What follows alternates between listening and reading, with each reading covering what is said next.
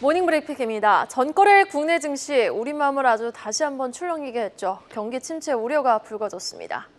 네, 맞습니다. 미국의 ISM 제조업 PMI가 예상을 밑돌자 투자 심리는 급격하게 얼어붙었는데요.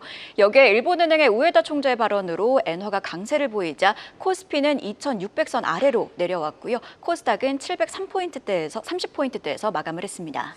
맞습니다. 향후 증시 향방에 대해서 더욱더 갑론을박 양 의견이 팽배해지고 있는 상황인데요. 저가 매수의 기회이다, 아니다, 아니면 추가 하락 가능성을 열어둬야 된다라는 의견이 팽배한 가운데 오늘 국내 증시 추이 한번 주목해 보겠습니다. 모닝 브리핑 지금 바로 출발합니다. 긴 터널의 끝은 언제 보일까요? 7월, 8월이 너무 힘들었으니 9월엔 그나마 숨통이 트이겠지. 희망 회로를 돌리자마자 또 바로 마주하게 된 미국의 경기 침체 우려. 9월 4일 수요일장 한마디. 한 달 만에 고개 든 아래 공포입니다. 정확히 8월 5일 패닉셀을 촉발했던 ISM의 제조업 PMI 지수가 또 한 번 예상치를 하회했습니다. 사실 그렇게 크게 믿던 수준도 아니었습니다. 예상치가 47.5였고 발표치가 47.2였으니 그렇게 많이 믿던 건 아니었죠. 그러나 시장은 한 번 대인대 따른 트라우마에 또 한 번 움찔했습니다. 여기에다가 우에다 총재의 매파적 발언에 엔달러 환율이 추가 하락한 점도 경계 요인으로 작용하며 전체 종목의 92%가 하락했던 수요일장. 더 구체적인 마감 수치와 특징 섹터도 이어서 확인해 보고 오시죠. 어제 우리 증시는 하락 마감했습니다. 미국 ISM 제조업 지표 부진에 미국 경기 침체 우려가 다시 고개를 들었고요. 이외에도 이날 엔캐리 트레이드 청산에 대한 우려도 재부각됐습니다. 수급 역시 시장에 부담이 됐는데요. 외국인은 이날 코스피 선물과 현물을 동반 순 매도했습니다. 특히 현물의 경우 9,880억 원가량 매도했는데요. 개인 홀로 1조 6,500억 원을 코스피 시장을 매수했으나 외국인 매도에 더해 기관 역시 7,300억 원가량 팔자 코스피는 3.15% 하락했고 2,600선을 내주고 2,580포인트에서 거래를 마쳤습니다. 외국인은 한편 코스닥은 순 매수했으나 매수 규모는 크지 않았고요. 기관 순 매도소 코스닥은 3.7% 하락해서 731선에서 거래를 마쳤습니다. 전일 뉴욕 증시에서 엔비디아 등 반도체주가 급락한 영향에 따라 우리 시장에서도 반도체주들의 약세가 두드러졌고요. 양시장에서 90% 이상의 종목이 하락하는 등 하락은 광범위했습니다. 이외에도 어떤 섹터가 움직였는지 수치와 함께 짚어보겠습니다. 한국을 방문 중인 포야르 체코 국가안보보좌관은 어제 한국과 체코 두코바니 원전건설 사업 최종 계약을 체결하게 될 것이라고 확신한다고 발언했는데요. 이에 일부 원전 관련주들은 전반적인 섹터 약세 속에서도 강세를 보였습니다. 한전산업은 18%, 에너토크는 7% 강세를 보였습니다. 한편 어제 비트코인을 비롯한 가상화폐는 미국 경기 침체 우려에 약세 보였는데요. 특히 비트코인은 한때 5만 6천 달러를 밑돌기도 했습니다. 따라서 가상화폐 관련주들은 하락했는데요. 우리기술투자는 6%, 다달은 4%대 약세 보였습니다. 이외에도 딥페이크 관련주들은 큰 폭으로 하락했습니다. 그간 많이 올랐던 만큼 차익 실현 매물이 대거 출회했는데요. CU박스는 14%, SP소프트는 12% 약세 보였습니다. 그럼 이외에도 어떤 섹터가 시장을 움직였는지 추가로 함께 확인해 보시죠. 이렇게 한 달 만에 재차 불거진 아래 공포에 다시 한번 출렁였던 전거래일 국내 증시, 코스피, 코스닥 모두 3% 넘게 빠지면서 연초 대비 더 낮은 수준까지 떨어졌던 수요일장이었는데요. 자, 그럼 오늘은요, 그 안에서도 엔비디아 급락에 속절없이 무너진 전자닉스, HBM 관련주 자세히 톱어보겠습니다. 사실 전날 뉴욕 증시 엔비디아의 급락과 나스닥의 하락을 반영했다지만 엔비디아의 밸류에이션은 높습니다. 엔비디아는 PER 40배에서 30배를 향해 빠지고 있는 것이지만 한국은 오른 것도 없는데 또 빠지면서 SK하이닉스는 10배에서 5배를 향해 빠지고 있는 것에 투자자분들 많은 회의감을 느끼셨을 것 같아 현 시점 AI 거품론에 대해 고민해보는 시간 한번 마련해봤습니다. 다음 페이지 보겠습니다. 어제 TSMC가 주력인 대만 시장도 4% 넘게 급락, 일본 니케이 지수도 반도체 중심의 하락이 두드러지며 4.2% 크게 하락 마감했습니다. 글로벌 반도체주에 하방 압력을 더한 배경 살펴봐야겠습니다. 다음 페이지 보시죠.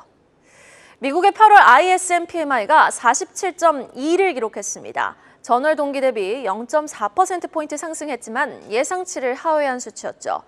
그런데 예상보다 그렇게 크게 빠진 건 아닌데 왜 나스닥이 3% 넘게 빠졌냐라고 그 이유를 살펴보자면요.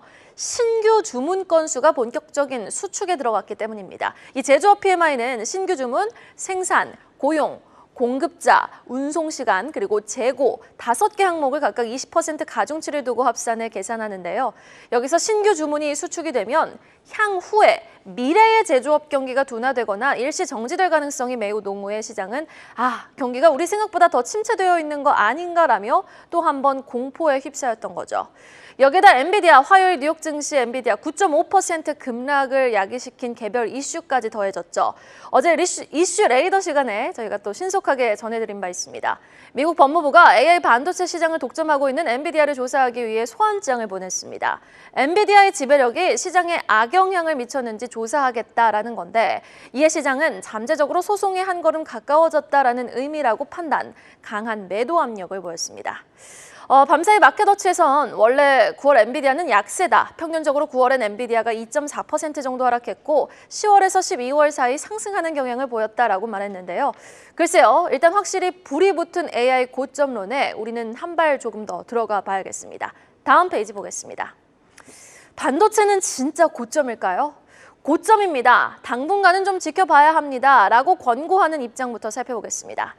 2021년 Winter is Coming이라는 제목의 반도체 고점론 리포트를 내놨던 모건 스탠리. 당시에도 코로나 이후 반도체 대호황을 기대했던 터라 업계에서는 이 리포트 말도 안 된다라고 했지만 얼마 뒤 반도체 재고가 넘치며 산업 고점이 확인된 바 있었죠. 그 모건 스탠리가 2주 전에 리포트를 내놨습니다. 이번에는 Preparing for a Peak 이라는 제목으로 또 다른 AI 반도체 고점론을 준비하라는 내용이었죠. 미국 AI 기업들에게 투자한 만큼 수익을 낼 수 있겠냐는 질문에 물음표가 발생한 겁니다. 모건 스탠리 여기서 총 12가지 근거를 들고 있는데요. 먼저 반도체 사이클, 현재가 정점이라는 겁니다. 그리고 하드웨어 수익도 1분기, 내년 1분기 정점이고 미국 클라우드 섹터도 올해 3분기가 피크, 한국 반도체 수출도 이미 피크를 쳤다고 주장했습니다. 캐펙스는 2025년 사상 최고 찍고 피크일 것으로 보고 있고 재고는 벌써 2분기부터 증가로 전환했다라고 말하고 있습니다. 더 중요한 건요. AI 관련 외의 분야는 모두 2024년 하반기부터 수요 감소가 예상된다라고 말했는데요. 반도체 전망을 참 잘 본다고 인식하고 있는 모건 스탠리가 지금 현재가 반도체 사이클의 피크 구간이라고 주장하고 있으니 그리고 사실상 반도체주가 7월 고점을 찍고 현재 하락하고 있으니 AI 고점론에는 힘이 더 실릴 수밖에요. 하지만 국내 증권사들은 이 리포트 내용에 발끈합니다. 피크아웃 우려가 과장됐다는 건데요. 다음 페이지 보겠습니다. KB증권은 내년 D램 반도체 시장이 전년 동기 대비 50% 성장할 것으로 내다보고 있습니다. 최소 내년 3분기까지는 반도체 업황이 호조세를 보일 것으로 내다본 건데 고로 반도체주는 내년 초까지 탄탄할 것이라고 주장하고 있습니다. 주요 골자는 국내 주요 반도체 기업이 HBM 생산 비중을 높이며 범용 D램 반도체는 공급 부족으로 가격이 상승할 수밖에 없는 구조라는 겁니다. 이를 증명해주듯 삼성전자 DS 부문은 올 하반기 영업이익률 30% 돌파 유력하고요. 특히 D램의 이익률은 당장 3분기부터 40%를 웃돌 수 있다고 보고 또 SK하이닉스는 3분기에도 40% 넘는 영업이익률을 기록할 수 있다라고 보고 있습니다. 빅테크 기업 입장에선 투자 확대 리스크를 감내하고서라도 AI 장기 주도권 확보가 더 중요하다는 논리를 펼치고 있는 셈입니다. 자, 트렌드포스, HBM 등 D램 매출이 내년 역대 최대 수준에 이를 것으로 내다보고 있습니다. 그리고 앞선 2분기 글로벌 D램 시장 점유율은 삼성전자와 SK하이닉스가 나란히 1, 2위 자리를 굳건히 지켜낸 모습, 그래프를 통해서도 확인해 보실 수 있습니다. 자, 앞으로 10년은 인공지능 시대라는데 AI 시장이 커질수록 필연적으로 수요가 확대될 수밖에 없는 메모리 반도체. 그러나 주가가 이미 많이 올랐다는 고점론 인식도 상존하며 SK하이닉스, 삼성전자에만 외국인의 매도가 8,400억 원가량 잡힌 전일장. 주가 흐름 살펴보겠습니다. 먼저 SK하이닉스입니다. 앞서 KB증권의 긍정론을 살펴봤지만요. 어제 또 DB금융투자는 하이닉스 목표가를 30만 원에서 26만 원으로 낮춰 잡았죠. 주가는 전날 15만 원대로 내려앉은 모습. 7월 고점이 24만 8천 원이었으니 두 달도 안 된 사이 주당 10만 원이 넘게 증발했습니다.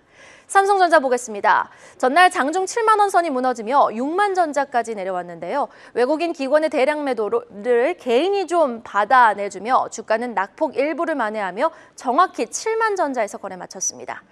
PSK홀딩스 보겠습니다. 최근 반도체가 빠지면 SK하이닉스 주가 급등과 연동되며 함께 올라와줬던 종목들 중심으로 낙폭이 두드러지고 있죠.